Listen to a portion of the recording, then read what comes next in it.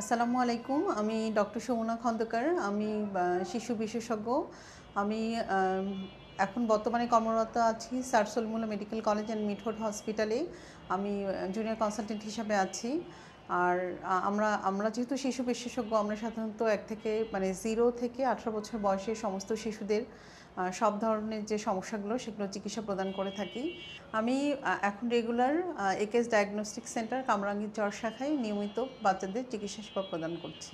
এখন হচ্ছে যেহেতু বর্ষাকাল এবং গরম দুটো একই সাথে চলছে, তো এই সময় বাচ্চাদের কমন কিছু সমস্যা হয়, যেমন ঠান্ডা, কাশি, একটু অ্যালার্জির সমস্যা।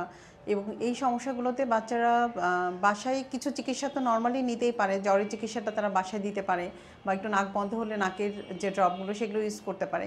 কিন্তু জ্বর যদি ৩ দিনের বেশি পারসিস্ট করে এবং যদি শ্বাসকষ্ট থাকে, তাহলে অবশ্যই দ্রুত ডক্টরের শরণাপন্ন হতে হবে।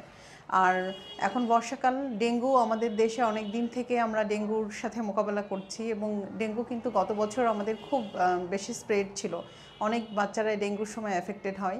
কাজেই এই জিনিসটা একটু মাথায় রাখতে হবে যে মশা যাতে কোনোভাবে বাচ্চাদেরকে দিনের বেলা মশাটা যেন না কামড় দেয়, অথবা হচ্ছে যেখানে অতিরিক্ত পানি জমে থাকে সেই জিনিসগুলো আমরা সবাই জানি, বাট আমরা একটু যাতে খেয়াল করি। আর ডেঙ্গুর অসুখটাও, জ্বরটাও কিন্তু এইরকমই, জ্বরের সাথে কিছু উপসর্গ থাকে, শরীরে লাল লাল দাগ দেখা যায়, প্রচণ্ড শরীরে ব্যথা থাকে, মাথা ব্যথা থাকে, বাচ্চাদের সাথে পেট ব্যথা এবং বমি এগুলোও কিন্তু থাকে। তো এগুলো থাকলেও আমার মনে হয় তখন দ্রুত ডক্টরের শরণাপন্ন হলে ভালো হয়।